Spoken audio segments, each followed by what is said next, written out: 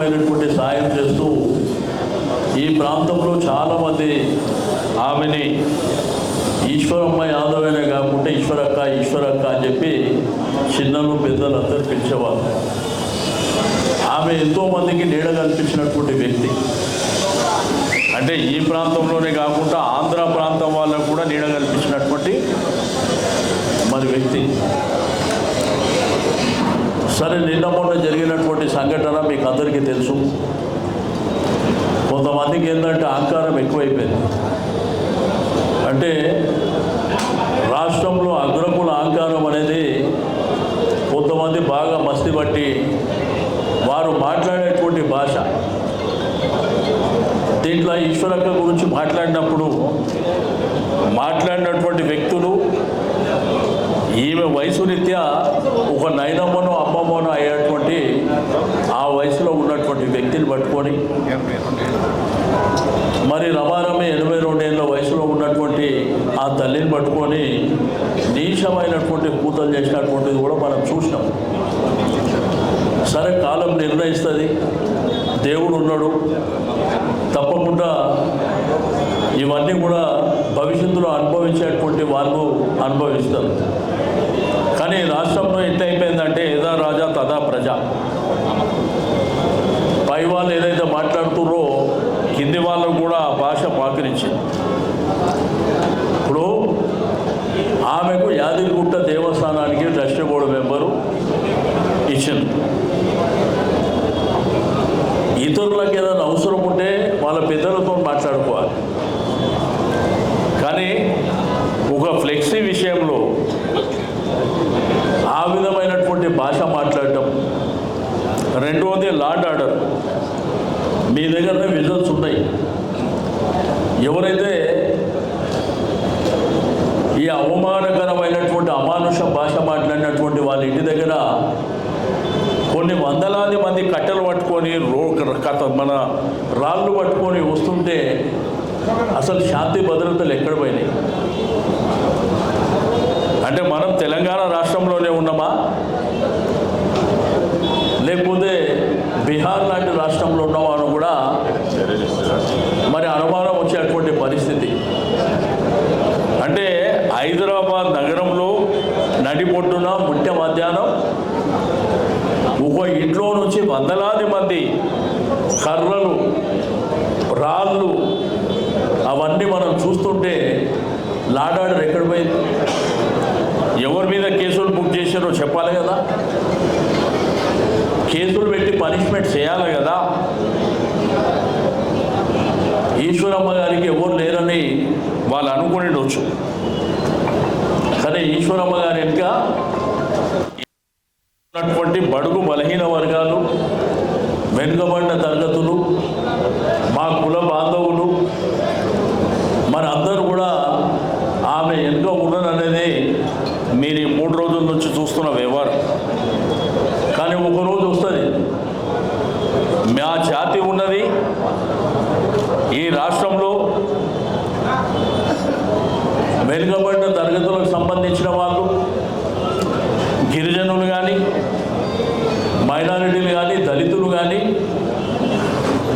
మా సంఖ్య ఏదో అందరికీ తెలుసు. 5% లేని వాళ్ళు కూడా ఈరోజు మా మీద దౌర్జన్యాలు చేసి, మా మీద అరాచకాలు చేసి, మా పిల్లల్ని కుట్టడం, మా ఇళ్ళ మీద పడడం,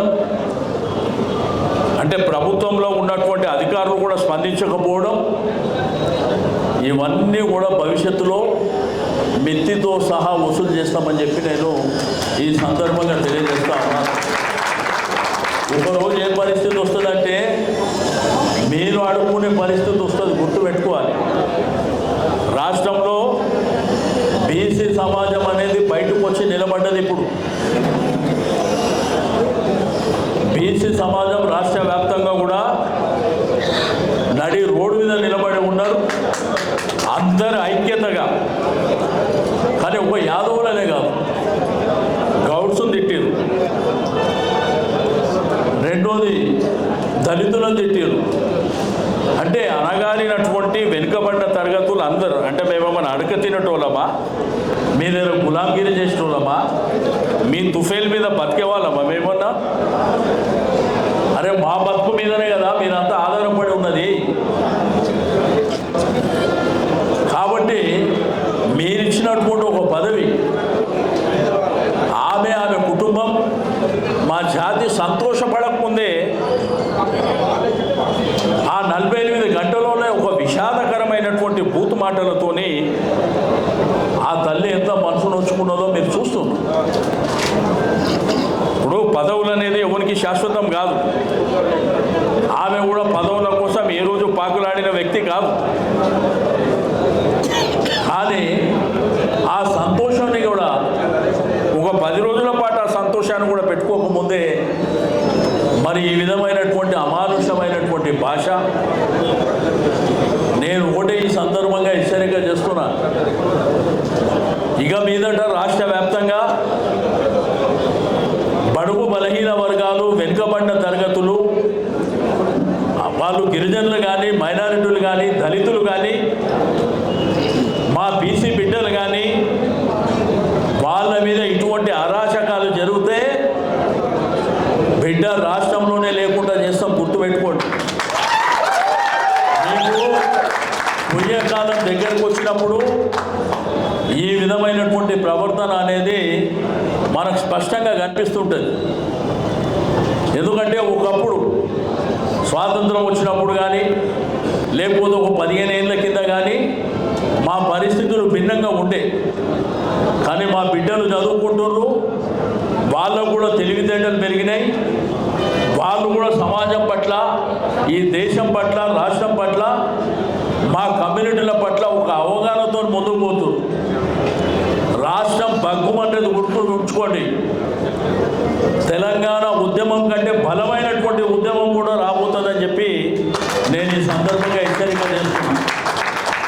అంటే మేము అంత అమాయకులం కనిపిస్తున్నామా? మీ మోచేతి నీళ్లు తాగేలిక కనిపిస్తున్నామా?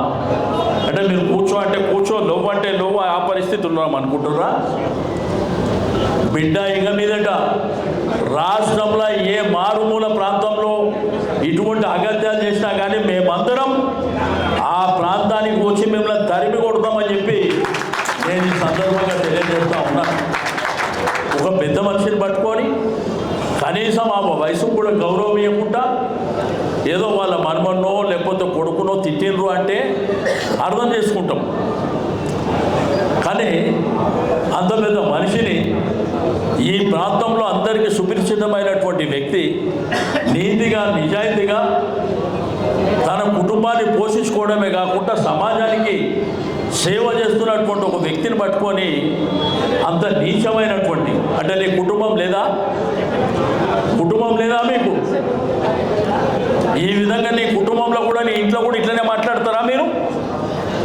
చేసింది చేసి, మాట్లాడింది మాట్లాడి, దౌర్జన్యాలు చేసి, ఇప్పుడు అంట ఏ ద్వారానంట ఏదో వీడియో తయారు చేసి అంట పంపించారంట. ఎవరికి అవసరం? తన ఎదుగుదల మీద సపోర్ట్ చేయకుండా ఎదుగుతుండనే చూసే కావాలి. నేను ఏమంటున్నా, ఎవడన్నా ఎదగని ఏమన్నా చేసుకొని మాకు అనవసరమైనటువంటి ముచ్చట. రాజకీయాలలో ఎదుగుతారా, ఇంకా పైకి పోతారా, కిందికి పోతారా, మాకు సంబంధించిన మ్యాటర్ కాదు. ఆ తల్లికి జరిగినటువంటి అవమానానికి బాధ్యత ఎవడు వహిస్తాడు? అంత పెద్ద మనిషిని పట్టుకొని ఆ విధమైనటువంటి బూతు మాటలు మాట్లాడవచ్చా? అంటే ఆమెకు ఎవరు లేరనే కదా చూసిరు కదా 2-3 రోజుల నుంచి. ఇక మీదంటే ఇటువంటిది జరిగితే మీ ఇండ్ల మీదకి వస్తాం, గుర్తుపెట్టుకోండి. ఊర్లలో కూడా ఉండని గుర్తుపెట్టుకోండి. ఆశావాసి అనుకుంటారు అవేమంటే వాళ్ళు ఏమైనా చేసుకొని వాళ్ళు యాక్షన్ తీసుకుంటారా, వాళ్ళ కర్మ.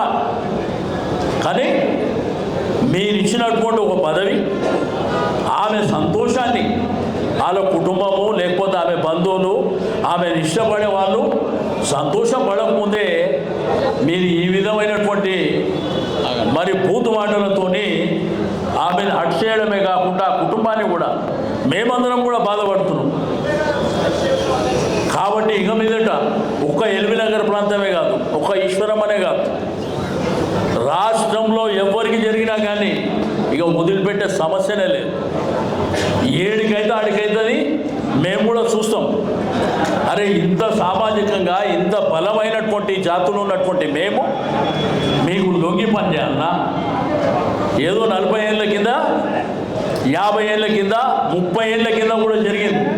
ఇక మీదట ఎవరికి తల వచ్చే సమస్యనే లేదు. మీకు మా రుచి ఏందో చూపించబోతామని చెప్పి నేను ఈ సందర్భంగా తెలియజేస్తున్నాను. మీరు చూస్తారు రాబో కాలం ఏమే పదవులతో పుట్టినామా, లేకపోతే పదవుల కోసం తిట్లు పడుకుంటూ ఉండాలన్నా? మాకు అవసరం లేదు. మేము గౌరవంగా, నీతిగా, నిజాయితీగా బతకడం నేర్చుకున్నాం. మాకు పెద్దలు నేర్పించింది అదే. అందరితోని మర్యాదగా, గౌరవంగా ఉంటూ ఒక సమాజంలో మంచి పేరుతో పిలుచుకున్నటువంటి మేము, అంటే మీరు ఇట్లా అణచివేశ ధోరణితోని మీ ఇష్టం ఉన్నట్టు మాట్లాడి, అసలు బూతు మాటలు స్టార్ట్ అయినాయే ఈ ప్రభుత్వం వచ్చినప్పటి నుంచి. ఏకంగా ముఖ్యమంత్రి గారే బూతు మాటలతో స్టార్ట్ చేస్తే ఇక కిందోడు అంతకంటే మంచిగా ఏం మాట్లాడతారు? కాబట్టి నేను ఇక మీదట మీరేమని చేసుకోరు. మీ అంతలో మీరు కొట్లాడుకుంటారా, మీ పార్టీలో కొట్లాడుకుంటారా, కొట్టుకుంటారా, అది మీ ఇష్టం. కానీ మా జాతి దగ్గరకు వస్తే, మా బడుగు బలహీన వర్గాల దగ్గరకు వస్తే వదిలిపెట్టే సమస్యనే లేదని చెప్పి నేను ఈ సందర్భంగా తెలియజేస్తూ ఉన్నాను. నేను పోలీస్ కమిషనర్ గారికి, కన్సల్ట్ పోలీస్ డిపార్ట్మెంటు ఏదైతే మన్సూరాబాద్ కానీ, ఎల్బీ నగర్ కానీ, అదేవిధంగా ఇక్కడ ఉన్నటువంటి ఉన్నతాధికారులకు కూడా నేను రిక్వెస్ట్ చేస్తున్నా, ఇమ్మీడియట్గా వాళ్ళ మీద కేసు పెట్టి అరెస్ట్ చేయండి. అరెస్ట్ చేయండి. ఏంది మీరు వీడియోలు, ఆ విజువల్స్ చూస్తే అరే ఒక ఇంట్లోకి 100 మంది కర్రలు పట్టుకొని, రాళ్ళు పట్టుకొని, అంటే ఏం జరుగుతుంది రాష్ట్రంలో? ఒక భయం భక్తి లేదా? అంటే ల్యాండ్ ఆర్డర్ అంటే ఒక భయం లేదా? కాబట్టి ఈ విధమైనటువంటి, అదే మా వాళ్ళు మా తల్లి లాంటి వ్యక్తి మీద ఈ విధమైనటువంటి అనాగరికమైనటువంటి భాష మాట్లాడిందని రోడ్డు మీద పోయి ధర్నా చేస్తేనేమో మమ్మల్ని అరెస్ట్ చేస్తారు. మరి ఇన్నాళ్ళకని 100 మంది కర్రలతోని, రాళ్ళతో వస్తేనేమో వాళ్ళు ఏమన్నారా? అంటే కొట్టుకోండి, సావండి, మీ ఇష్టం అంటుర్రా? కాబట్టి మేము ఈశ్వరమ్మ యాదవ్ గారికి మేమందరం సంఘీభావం చెప్పడానికి, మా తల్లికి మేము ధైర్యంగా ఉండమని చెప్తున్నాం. మేము ఉండం, ఇంకా భయపడవలసినటువంటి అవసరం లేదు. మీరు కానీ, మీ కుటుంబం కానీ, ఇక్కడ ఉన్నటువంటి మేమే కాకుండా రాష్ట్రంలో ఉన్నటువంటి బడుగు బలహీన వర్గాలందరినీ వెనుక ఉంటారనేటువంటి విషయాన్ని నేను ఈ సందర్భంగా తెలియజేస్తూ ఉన్నాను. కాబట్టి ఎవరైనా కానీ సమాజంలో గౌరవంగా బతికేది నేర్చుకోండి. అంతేగాని ఇంకా మేము దౌర్జన్యాలు చేస్తాం, మా అయ్యలు, మా తాతలు, మా జాగిర్లు రాసిచ్చిర్రు, ఇదంతా ఎల్బీ నగర్ మా జాగిరి, మా తాత జాగిరి, ఈ జాగిర్లు, జాగిరిదారులు అన్నీ పోయినాయి. బిడ్డ మా సత్తా ఇట్లా చూడాలనుకుంటే చూపిస్తాం. మేము కూడా, మేము వెనుకపోయే సమస్యనే లేదు. రాబో కాలంలో మా రుచి కూడా చూస్తామంటే చూపిస్తాం. ఇప్పటికైనా కానీ ప్రభుత్వం బాధ్యతగా ఈ విషయాన్ని సీరియస్గా తీసుకోవాలి. నేను ఇంకా అంటుంటే కానీ ఆమెకు ఆ ప్రభుత్వంలోనే పదవి ఇచ్చారు కాబట్టి నేను ఎక్కువ మాట్లాడతలేను. నేను అనాలంటే ఇంకా బయటకు వచ్చి చాలా మాట్లాడతా. కాబట్టి ఇప్పటికైనా కానీ ప్రభుత్వం బాధ్యతతోని జరిగినటువంటి సంఘటన మీద వెంటనే ఎంక్వైరీ చేసి తప్పకుండా వాళ్ళ మీద చర్యలు తీసుకోవాల్సినటువంటి అవసరం ఉంది. ఇక పొలిటికల్ సిస్టంలో వాళ్ళ పార్టీ వాళ్ళు ఏమైనా చేసుకొని వాళ్ళ కర్మ, మేము దాని గురించి చెప్పాం. న్యాయపరంగా, చట్టపరంగా జరిగేది మాత్రం చేయమని మేము డిమాండ్ చేస్తూ ఉన్నాం. రాష్ట్రంలో కొంతమంది, నేను కూడా అగ్రకులాలలో అందరిని అన్నాను, కొంతమంది బాగా బలిసి అహంకారం పెరిగిపోయి, ఆస్తి ఐశ్వర్యాలు పెరిగిపోయి, విచ్చలవిడితనంతో బరిదగించి, అంటే మనుషుల మీద పడి మా ఇష్టం ఉన్నట్టు మాట్లాడతాం, మా ఇష్టం ఉన్నట్టు ఓటు పడతాం అని కొడతామంటే బిడ్డ జాగ్రత్తగా ఉండండి. సమాజం మేల్కొని ఉన్నది. ఒక్క పిలిపిస్తే రాష్ట్రం అల్లకల్లోలం అవుతుంది, గుర్తుపెట్టుకోండి. ఎందుకంటే ఇప్పటికీ మేము మర్యాదగా ఉండాలి, బాధ్యతగా ఉండాలి, గౌరవంగా ఉండాలని మేము కోరుకుంటున్నాం. ఆ పద్ధతిలోనే మేము ఉన్నాం. ఇక మీదట మాత్రం ఇటువంటి అరాచకాలు ఏ మారుమూల గ్రామంలో జరిగినా కానీ అందరం కలిసి ఆ ప్రాంతానికి పోతాం. వాళ్ళు ఉంటారో మేముంటారో తెలుసుకుంటాం. కాబట్టి ఇప్పటికైనా కానీ బాధ్యతగా ప్రవర్తించండి. బాధ్యతగా ప్రవర్తించి ఒక తల్లి లాంటి, ఒక నాయనమ్మ అమ్మమ్మ లాంటి ఆ వయసు ఉన్నటువంటి పెద్ద మనిషిని పట్టుకొని మీరు బూతు మాటలు మాట్లాడకుండా నిన్న చూస్తే అదంట ఆ ఇష్యూ అంట సమస్యపోయిందంట, అది మర్చిపోవాలనంట. ఎట్లా మర్చిపోతారు? రోజు టీవీలో అదే చూపిస్తున్నారు కదా, సోషల్ మీడియాలో మేము తెరవంగానే అదే కనిపిస్తుంది కదా, ఎట్లా మర్చిపోతాం? అంటే అనేషయాన్ని అని మర్చిపోతాం. అంటే మాకు నోరు లేదా మేము అనడానికి? మీరు మాట్లాడిన భాష మేము మాట్లాడమా? సంస్కారం, మాకు సంస్కారం అడ్డొస్తుంది కాబట్టి ఆ నీచమైన భాష మేము మాట్లాడదలుచుకోలేదు. కాబట్టి ఈశ్వరమ్మ యాదవ్ గారు ఎప్పటి 3 రోజుల నుంచి మీరు చూస్తున్నారు, సంఘాలు కానీ, మరి విద్యార్థుల సంఘాలు కానీ, బీసీ సంఘాలు కానీ, యాదవ్ సంఘాలు, కుర్మ సంఘాలు, గౌడ సంఘం, ముద్రా సంఘం, మున్నూరు కాపులు కానీ, ఎస్సీలు కానీ, దళితులు, ట్రైబల్స్, మైనార్టీలు అందరూ కూడా ఆమె, ఎందుకంటే ఆమె ఈ ప్రాంతంలో ఎంత సేవ చేస్తే అంత అభిమానం ఉంటుంది, మీరు గుర్తుంచుకోవాలి. కాబట్టి ఇకనైనా బుద్ధి తెచ్చుకొని బుద్ధిగా మసల్ని నేర్చుకోవాలని చెప్పి నేను ఈ సందర్భంగా తెలియజేస్తూ సెలవు తీసుకుంటా. మీరు ఏమన్నా అడుగుతూ అడగచ్చు. ఒక్క ప్రశ్న, తను మీడియా ముందు మాట్లాడుతూ నేను కులం పరంగా అన్నది లేదు, కావాలని సంఘాలను లేపి ఇప్పుడు ఇంకా 4 రోజులైతే ఇది అయిపోతుంది, రేపు నీ మనబడి ఎట్లా రాజకీయంలోకి వచ్చి ఎట్లా గెలుస్తాడని సవాల్ ఇస్తాం. అవన్నీ మేము కూడా చూస్తాంలే, ఎట్లా రావాలో మాకు తెలుసు, ఎట్లా పోవాలో మాకు తెలుసు. నేను కులాలను తిట్టినా, వ్యక్తిని తిట్టినా కాదు. ఈశ్వరమ్మ యాదవ్ గారిని పట్టుకొని డైరెక్ట్ తిట్టిండు కదా, మీ మీడియాలో వచ్చింది కదా, వచ్చింది. దాంట్లో ఇప్పుడు ఈశ్వరమ్మ యాదవ్ తిడితే ఎవరిని తిట్టినట్టు? అందరినీ తిట్టినట్టు. మరి అందరిని తిట్టినట్టు కదా, అది స్పష్టంగా ఉన్నది కదా, క్లియర్. ఇక రాజకీయాలలో మీరు మానుగా తొక్కుతారా, పంట పెడతారా చూపిస్తాం మేము కూడా. మాకు తెలియదు ఎట్లా పంట పెట్టాలి, ఎట్లా లేపాలి, మేము అమాయకులం కనిపిస్తున్నామా? కాబట్టి టైం వస్తుంది. టైం ఒక్కరికి ఎల్బీ నగర్కే కాదు, రాష్ట్రానికి కూడా వస్తుంది. గుర్తుపెట్టుకోవాలి, సమాజం మేల్కొని ఉన్నది. గతంలో ఏంటంటే 10-15 ఏళ్ళ కింద సమాజం మేల్కోలే, ఇప్పుడు ప్రతి ఒక్కరు మేల్కొని ఉన్నారు. ఉస్మానియా యూనివర్సిటీ, కాకతీయ యూనివర్సిటీలలో కూడా లేచి నిలబడ్డారు ఇప్పుడు.